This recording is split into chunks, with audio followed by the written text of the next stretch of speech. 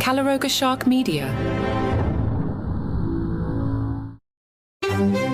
Hello and welcome to Palace Intrigue. I am your host, Mark Francis. Kate was reported as spotted for the first time this year. TMZ released a photo alleging to show the Princess of Wales in the vicinity of Windsor Castle this past Monday. Captured by unapproved paparazzi, the image depicts her wearing dark sunglasses and seated in the passenger side of a black Audi with her mother, Carole, at the wheel. Kensington Palace has maintained a stance of providing no detailed updates regarding Kate's health other than clarifying her surgery was non-cancerous. Just last week, the palace reported that she was continuing to recover well following Prince William's withdrawal from a memorial service at Windsor Castle due to personal reasons. Additionally, the palace has expressed frustration over the madness of social media, referencing the widespread speculation and rumors concerning her health. ITV's Chris Shipp tweeted, "There are pap pictures of the Princess of Wales. We are not running them out of respect for her privacy whilst she recovers from her operation in the timescale we were given for it. As far as I know, no other UK broadcaster or newspaper has published the photos either." Richard Palmer of The Express tweeted, "Anyway, one thing the story and photos should have done is put to bed some of the ludicrous rumors being put out about on social media about Kate's disappearance. Ignore those still peddling them." Royal commentator Phil Dampier tweeted, "The TMZ picture of the Princess of Wales is not a crisis. All it tells us is that she's well enough to sit in the car." The same people who criticize the US tabloids are now asking why aren't they publishing when you can see them online. You can't win. The photo was soon followed by reports of Kate having an item on her schedule. However, there is some confusion this morning, as it was the British Army who apparently announced Kate would be part of the Trooping the Colour. Per the announcement, the Princess of Wales is slated to preside over the Colonel's Review at this year's Trooping the Colour ceremony. Scheduled for June 8th at Horse Guards Parade, this event takes place just 1 week prior to King Charles' participation in the Sovereign's birthday parade, where he will salute the troops.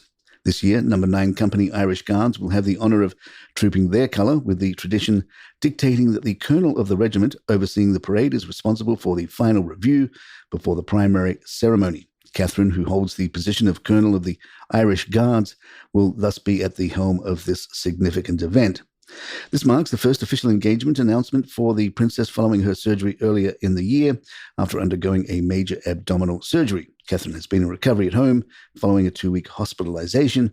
Kensington Palace has previously communicated that her recuperation at home is expected to extend through at least Easter.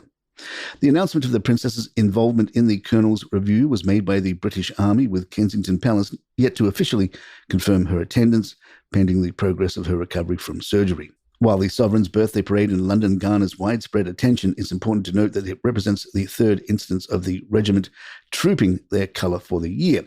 Preceding the Sovereign's birthday parade are the Major General's Review and a week later, the Colonel's Review.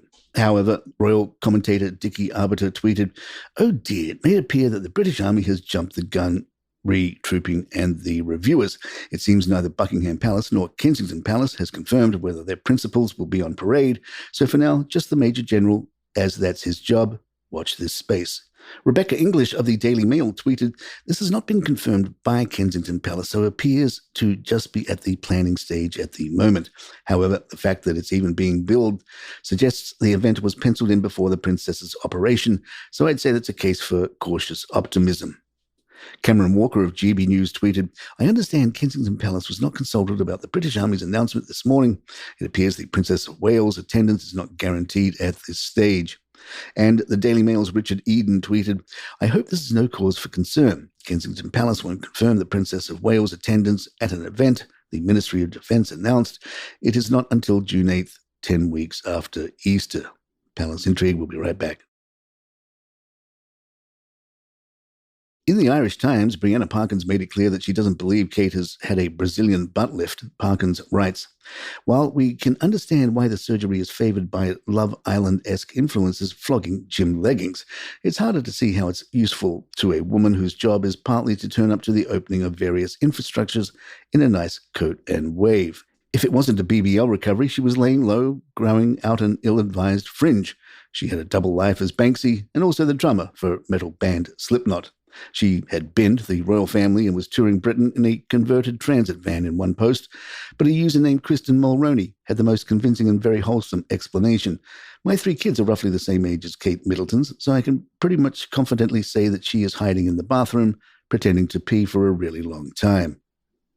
Meanwhile, in the latest royal sideshow, Kate's uncle Gary Goldsmith passionately expressed his intention to stand by his niece, Kate Middleton, amidst the controversies stirred by the claims in Omid Scobie's book, Endgame. The translated Dutch version of the book sparked rumours suggesting King Charles and the Princess of Wales questioned the skin colour of Harry and Meghan's son, Archie. As Gary entered the celebrity Big Brother house, joining celebrities like Sharon Osbourne and Louis Walsh, he was clear in his stance. Kate would receive nothing but support from him. Addressing the accusations levied against her and the royal family, Gary expressed his disappointment, particularly with Prince Harry and Meghan Markle, for what he sees as misrepresenting history and unfairly targeting Kate. Before entering the house, Gary voiced his feelings, indicating that while he won't divulge negative information about his family, he is openly critical of Harry and Meghan's actions. I got so upset with Harry and Meghan because you don't put a stick into that spoke and reinvent history, he stated to The Sun. I got pretty miffed when they had a pop at my beautiful niece who couldn't say anything for herself, he added, labeling the allegations as absolute bullshit and noting his readiness to defend Kate against any unfounded claims. Of Kate, he said, she is simply perfect. And there you have it. If you'd like to email us, our address is thepalaceintrigue@gmail.com. Please follow us on Spotify, Apple, or your app of choice, and leave us a review if you love the show. I'm Mark Francis. My thanks to John McDermott. This is Palace Intrigue. Good times.